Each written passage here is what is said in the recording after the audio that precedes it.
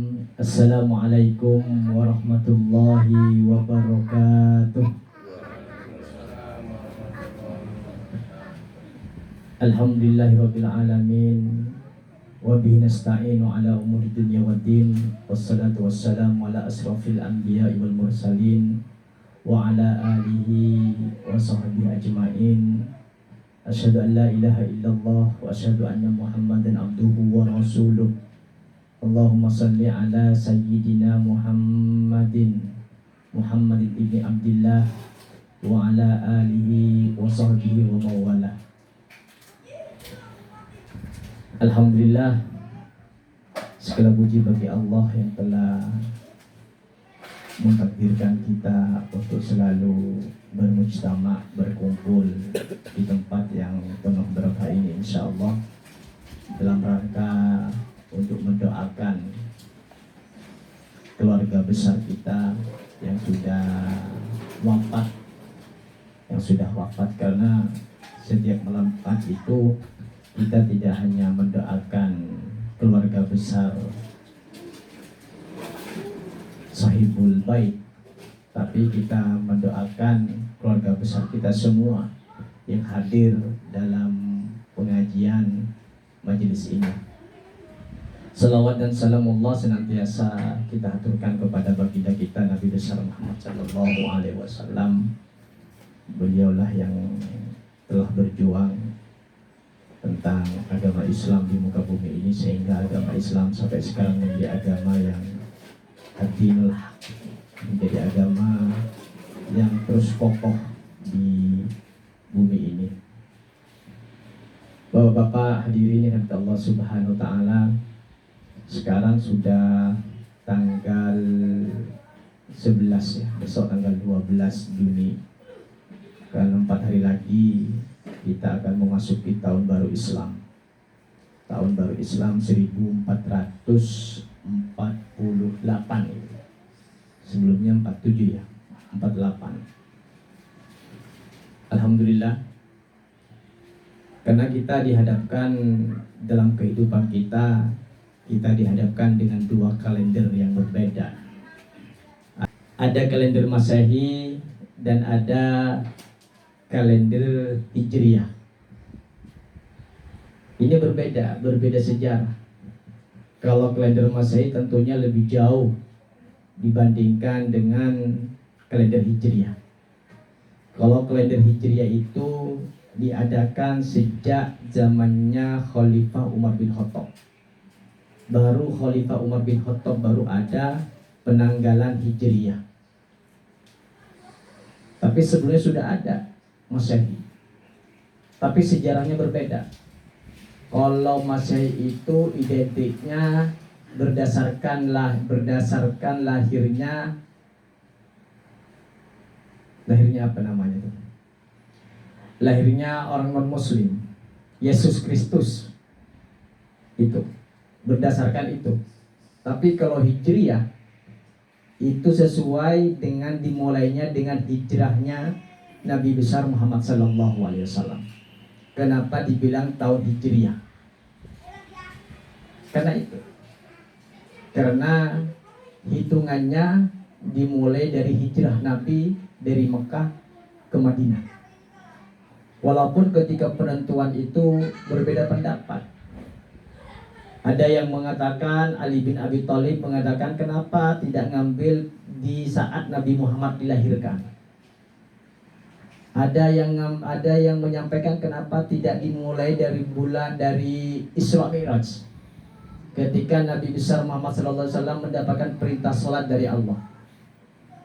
Akhirnya diputuskan apa? Diputuskan ketika hijrah Nabi Muhammad SAW dari Mekah ke Madinah. Itu kemudian ditentukan tahun baru Hijriah. Kalau tahun Masehi yang dipakai secara umum, tahun Masehi itu landasannya Syamsiyah, Pak, matahari. Makanya dikenal dengan Syamsiyah. Kalau Hijriah, Komariah, bulan. Jadi kalau tahun Islam, tanggal Islam itu patokannya di Komaria dengan bulan, tapi kalau Masehi dengan matahari.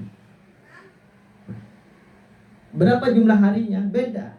Kalau jumlah hari Syamsiah Masehi itu 365 hari atau 366 hari selama setahun. Tapi kalau Hijriah 354 hari atau 355 hari.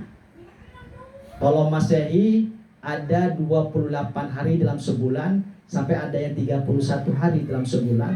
Tapi kalau Hijriah ada 29 hari sampai 30 hari dalam sebulan. Seperti itu. Tapi memang beda. Bedanya apa? Bedanya kalau miladiyah Hijriah itu, makanya orang-orang kampung itu istilahnya dikenal istilah tanggal apa namanya? Oke, kalau di kampung saya tuh, tanggal Hijriah itu dikenalnya dengan tanggal Madura namanya. Jadi coba lihat tanggal Madura itu, padahal itu tanggal Hijriah yang dipakai. Yang pada umumnya kan kalau di pemerintahan dipakai dengan miladiyah. Tapi di bulan Hijriah itu ada mulai Muharram, Safar, Rabiul Awal, Rabiul Tsani, Jumadil Ula, Jumadil Tsaniyah, Rajab, Sya'ban, Ramadan, Dzulqa'dah dan Dzulhijjah.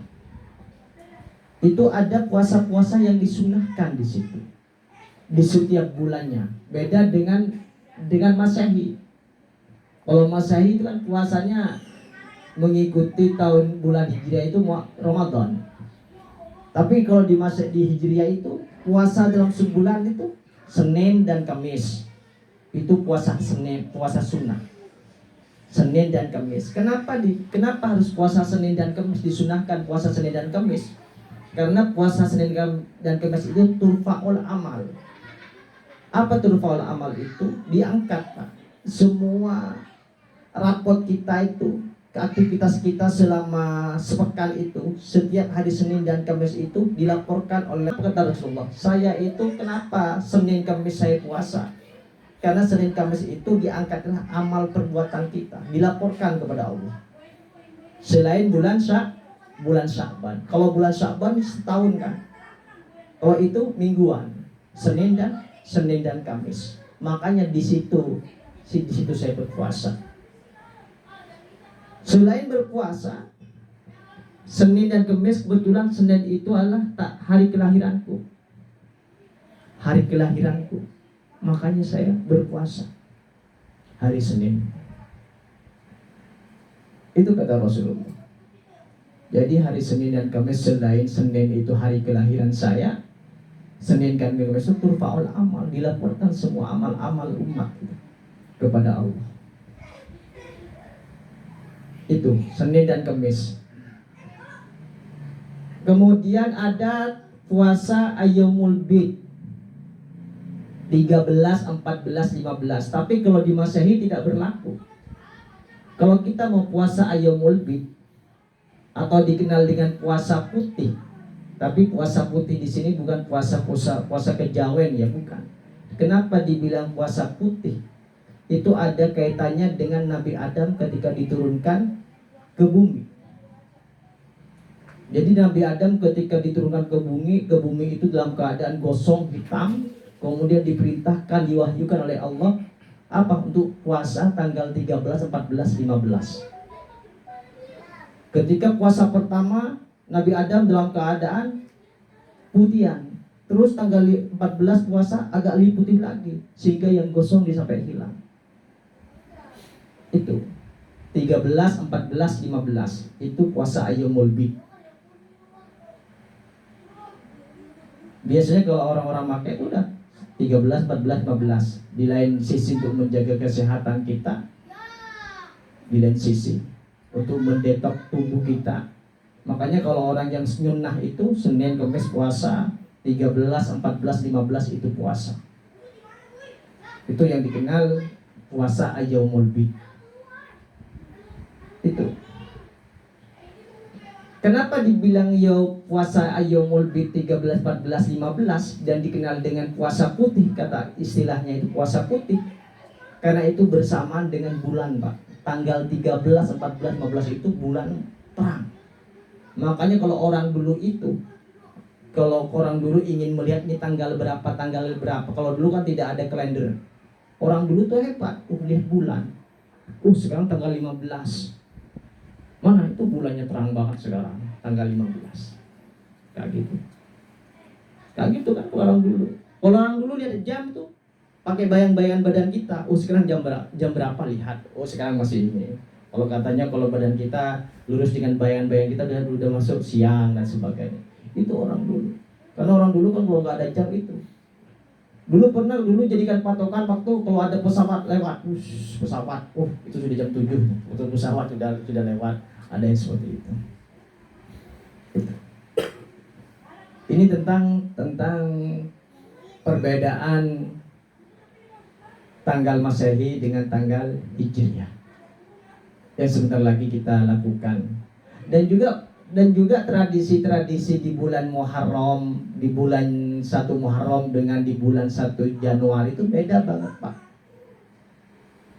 Kalau di bulan Januari itu Masya Allah, langit diserbu dengan petasan kan, gitu kan. Tapi kalau Muharram tidak.